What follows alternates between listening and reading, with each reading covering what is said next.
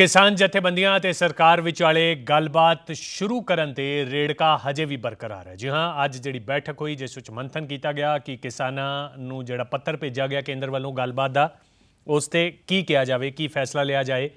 ਭਾਰਤ ਦੀਆਂ ਜਥੇਬੰਦੀਆਂ ਦੇ ਨਾਲ ਪੰਜਾਬ ਦੀਆਂ ਜਿਹੜੀਆਂ ਕਿਸਾਨ ਜਥੇਬੰਦੀਆਂ ਦੀ ਉਹਨਾਂ ਦੀ 5 ਮੈਂਬਰੀ ਕਮੇਟੀ ਜੋ ਬਣਾਈ ਗਈ ਸੀ ਉਸਨੇ ਅੱਜ ਇਸ ਤੇ ਮੰਥਨ ਕੀਤਾ ਤੇ ਇਸ ਨੂੰ ਇੱਕ ਲਿਹਾਜ਼ ਦੇ ਨਾਲ ਇਹ ਕਿਹਾ ਜਾਏ ਕਿ ਇਸ ਸੱਦੇ ਨੂੰ ਖਾरिज कर दिता गया तक गलत नहीं होएगा। पत्र का जवाब किसानों ने पत्र नाल दिता है। सरकार विचाले गलबात शुरू करने ते रेड़का उवें दा उवें बरकरार है।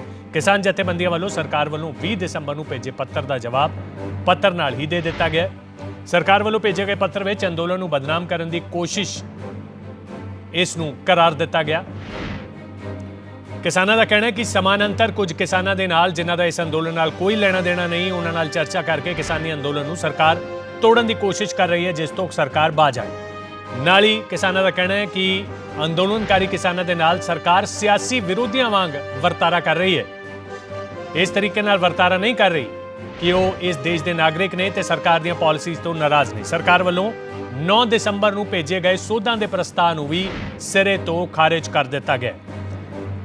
किसानों का कहना है कि सरकार समझे किसान कानूनों में सुधार नहीं, इसनूं रद्द करवाउणा चाहुंदे ने ते तुसीं इस ते सोध करन दी गल कह रहे हो। दोवां च बहुत वड्डा अंतर है। किसानों का कहना है कि सरकार खुले मन खुले दिमाग ते साफ नीयत नाल गलबात नूं अगे तोरन वाल वधे। सोध करन दे प्रस्ताव भेजण दी थां सरकार कानून रद्द करन लई ठोस प्रस्ताव भेजे तां ही गलबात हो सकदी है। तां असीं गलबात करन लई तैयार हां। MSP दी मौजूदा व्यवस्था दी थां स्वामीनाथन सिफारिशां अनुसार व्यवस्था लागू करन लई कानून बनाए जाण। ਅਸੀਂ ਇਹ ਨਹੀਂ ਕਿਹਾ ਸੀ ਕਿ ਲਿਖਤ ਗਾਰੰਟੀ ਮੌਜੂਦਾ ਵਿਵਸਥਾ ਤੇ ਦੇ ਦਿਓ। ਅਸੀਂ ਇਹ ਕਿਹਾ ਸੀ ਸਾਰੀਆਂ ਦੀਆਂ ਸਾਰੀਆਂ 21 ਫਸਲਾਂ MSP ਤੇ ਖਰੀਦੀਆਂ ਜਾਣ ਤੇ ਸਵਾਮੀਨਾਥਨ C2+50 ਦੇ ਫਾਰਮੂਲੇ ਦੇ ਨਾਲ ਖਰੀਦੀਆਂ ਜਾਣ, ਉਸ ਤੇ ਕਾਨੂੰਨ ਬਣੇ। ਇਹ ਜਵਾਬ ਜਿਹੜੇ ਨੇ ਉਹ ਡਰਾਫਟ ਦੇ ਵੀ ਦਿੱਤੇ ਗਏ ਨੇ ਤੇ ਜਿਹੜਾ ਪੱਤਰ ਹੈ ਉਸ ਦੇ ਸੱਦੇ ਨੂੰ ਵੀ ਲਗਭਗ ਇੱਕ ਤਰੀਕੇ ਨਾਲ ਇਹ ਕਿਹਾ ਜਾਏ ਕਿ ਖਾरिज ਕਰ ਦਿੱਤਾ ਗਿਆ ਤਾਂ ਗਲਤ ਨਹੀਂ ਹੋਏਗਾ। ਮੇਰੇ ਨਾਲ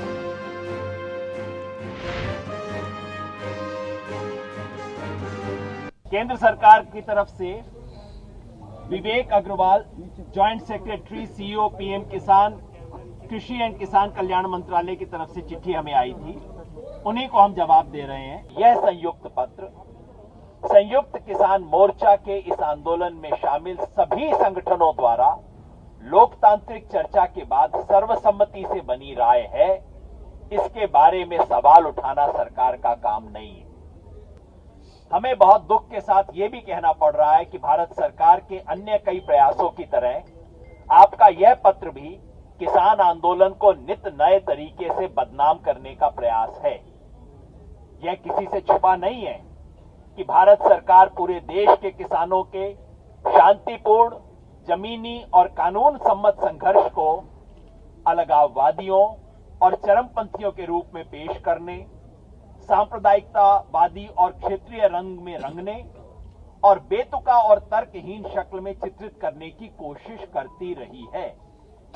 सच यह है कि किसानों ने साफगोई से बात की है, लेकिन सरकार की तरफ से इस वार्ता में तिकड़म और चालाकी का सहारा लिया गया है। इसके अलावा सरकार तथाकथित किसान नेताओं और ऐसे कागजी संगठनों के साथ समानांतर वार्ता आयोजित कर इस आंदोलन को तोड़ने का निरंतर प्रयास कर रही है। आप जानते हैं कि आपने 9 दिसंबर 2020 को जो लिखित प्रस्ताव भेजे थे वो 5 दिसंबर की वार्ता में दिए गए उन्हीं मौखिक प्रस्तावों का दोहराव भर हैं जिन्हें हम पहले ही खारिज कर चुके हैं। आप यह भी जानते हैं कि आपके प्रस्ताव में अनिवार्य वस्तु संशोधन कानून का जिक्र तक भी नहीं है। हम फिर साफ कर दें कि हम इन तीनों कानूनों में संशोधन की मांग नहीं कर रहे, बल्कि इन्हें पूरी तरह निरस्त करने की मांग कर रहे हैं। हम आपको आश्वस्त करना चाहते हैं कि प्रदर्शनकारी किसान और किसान संगठन सरकार से वार्ता के लिए तैयार हैं और इंतजार कर रहे हैं कि सरकार कब खुले मन, खुले दिमाग और साफ नीयत से इस वार्ता को आगे बढ़ाए।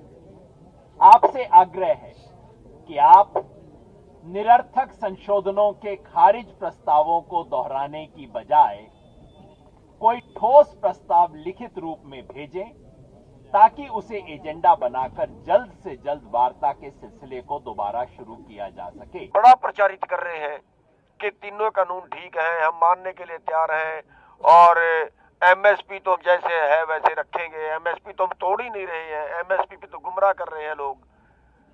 हमने 8 तारीख की मीटिंग में अमित शाह जी से सवाल किया था, बड़ी अहम बात है। अमित शाह जी से सवाल किया था कि एमएसपी के 2 मतलब हैं, एक तो एमएसपी तय करना और दूसरा है एमएसपी पर खरीदना। आप तय तो करना जारी रखेंगे, तय तो मक्के का उन्होंने 1850 कर दिया, लेकिन 1850 पे खरीदा क्या? पूरे देश में 1 क्विंटल नहीं खरीदा।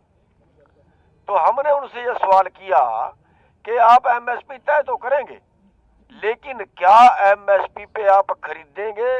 देश की 23 फसलों का एमएसपी तय करते हैं, क्या आप 23 की 23 फसलें 100% सभी स्टेटों से खरीदने के लिए तैयार हो? तो अमित शाह जी का साफ जवाब था, नहीं खरीद सकते। तो फिर हमने पूछा फिर एमएसपी का मतलब क्या है अगर आप नहीं खरीद सकते?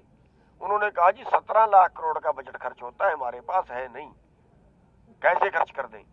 हमने उनको कहा गलत आंकड़ा पेश कर रहे हो, 17 लाख करोड़ की तो टोटल फसल पैदा हुई, आप उसको बेचोगे भी तो, जब उसको बेचोगे तो वो 14 लाख करोड़ की, 15 लाख करोड़ की, 13 लाख करोड़ की बिकेगी भी तो।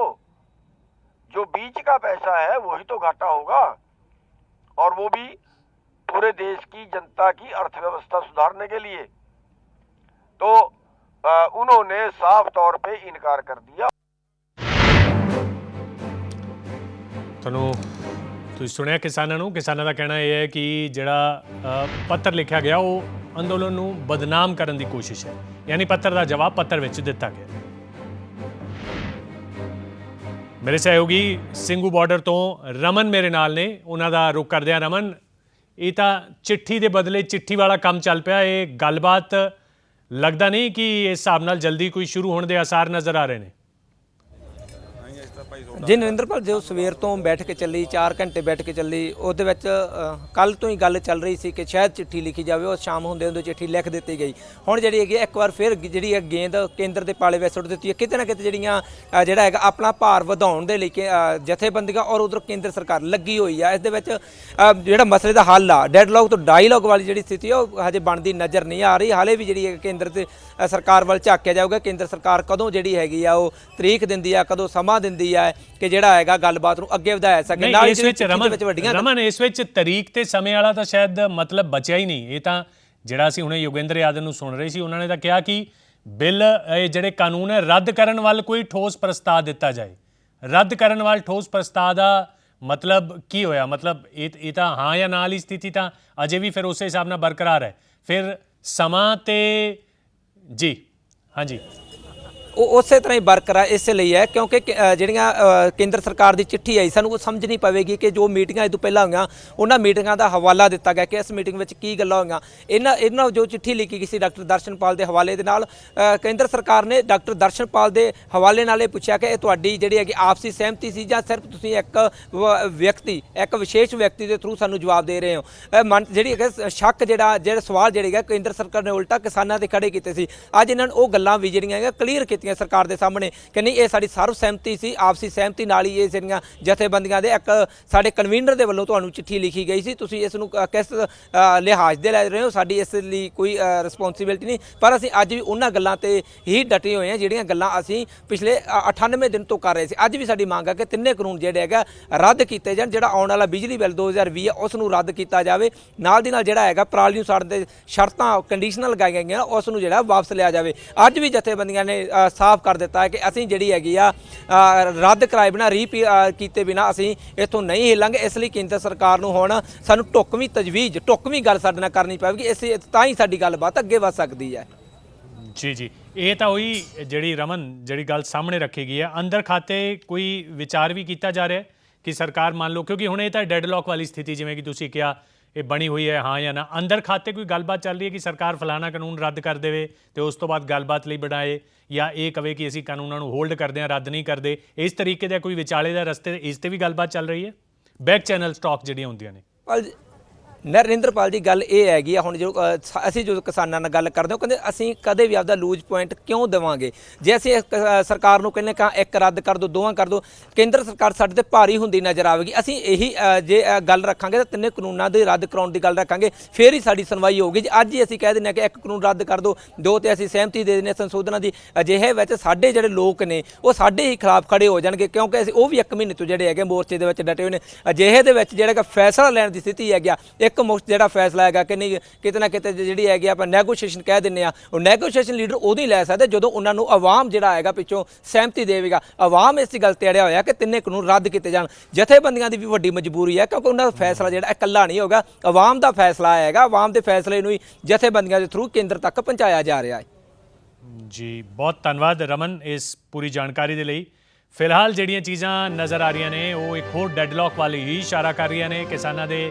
ਅਗਰ ਅੱਜ ਜੋ ਪ੍ਰੈਸ ਕਾਨਫਰੰਸ ਹੋਈ ਅੱਜ ਜਿਹੜੀ ਬੈਠਕ ਹੋਈ ਤੇ ਪੱਤਰ ਦਾ ਜਿਹੜਾ ਜਵਾਬ ਦਿੱਤਾ ਗਿਆ ਉਸ ਦਾ ਲੱਭੋ ਲੁਆਬ ਕੱਢਿਆ ਜਾਵੇ ਉਸ ਦਾ ਸਾਰ ਕੱਢਿਆ ਜਾਏ ਤਾਂ ਹਜੇ ਵੀ ਉਹ ਯੈਸ ਔਰ ਨੋ ਵਾਲੀ ਸਥਿਤੀ ਜਿਹੜੀ ਹੈ ਉਹ ਬਣੀ ਹੋਈ ਹੈ ਤੇ ਉਧਰੋਂ ਸਰਕਾਰ ਕੋਈ ਸਮਾਂ ਨਹੀਂ ਦੇ ਰਹੀ ਸਿਰਫ ਇਹ ਕਹਿ ਰਹੀ ਹੈ ਕਿ ਅਸੀਂ ਗੱਲਬਾਤ ਲਈ ਤਿਆਰ ਹਾਂ ਪਰ ਗੱਲਬਾਤ ਦੇ ਲਈ ਕਿਸਾਨਾਂ ਦਾ ਕਹਿਣਾ ਹੈ ਕਿ ਰੱਦ ਕਰਨ ਦੇ ਵੱਲ ਇਹਨਾਂ ਕਾਨੂੰਨਾਂ ਨੂੰ ਰੱਦ ਕਰਨ ਦੇ ਵੱਲ ਕੋਈ ਠੋਸ ਪ੍ਰਸਤਾਵ ਸਾਡੇ ਸਾਹਮਣੇ ਰੱਖਿਆ ਜਾਏ ਤਾਂ ਫਿਰ ਹੀ ਅਸੀਂ ਗੱਲਬਾਤ ਲਈ ਜਾਵਾਂਗੇ ਜਿਹੜੀ ਸੋਧਾਂ ਦੇ ਲਈ ਚੀਜ਼ਾਂ ਭੇਜੀਆਂ ਜਾ ਰਹੀਆਂ ਨੇ ਉਸ ਤੇ ਗੱਲਬਾਤ ਦੀ ਗੱਲ ਕੀਤੀ ਜਾ ਰਹੀ ਹੈ ਤਾਂ ਉਸ ਦਾ ਕੋਈ ਫਾਇਦਾ ਨਹੀਂ ਕਿਉਂਕਿ ਇਸ ਨੂੰ ਅਸੀਂ ਪਹਿਲਾਂ ਹੀ ਮੀਟਿੰਗਾਂ ਦੇ ਵਿੱਚ ਵੀ ਤੇ ਜਿਹੜਾ ਡਰਾਫਟ ਭੇਜਿਆ ਗਿਆ ਉਸ ਨੂੰ ਪਹਿਲਾਂ ਤੋਂ ਹੀ ਅਸੀਂ ਖਾਰਿਜ ਕਰ ਚੁੱਕੇ ਹਾਂ ਕਿਉਂਕਿ ਸਾਨੂੰ ਸੋਧ ਨਹੀਂ ਚਾਹੀਦੀ ਕਾਨੂੰਨਾਂ ਦੇ ਅੰਦਰ ਸਾਨੂੰ ਇਹ ਤਿੰਨੇ ਕਾਨੂੰਨ ਰੱਦ ਚਾਹੀਦੇ ਨੇ ਫਿਲਹਾਲ ਅੱਜ ਦੀ ਬੈਠਕ ਤੋਂ ਬਾਅਦ ਸਥਿਤੀ ਜਸ ਦੀ ਤਸ ਜਿਉਂ ਦੀ ਤਿਉਂ ਬਣੀ ਹੋਈ ਹੈ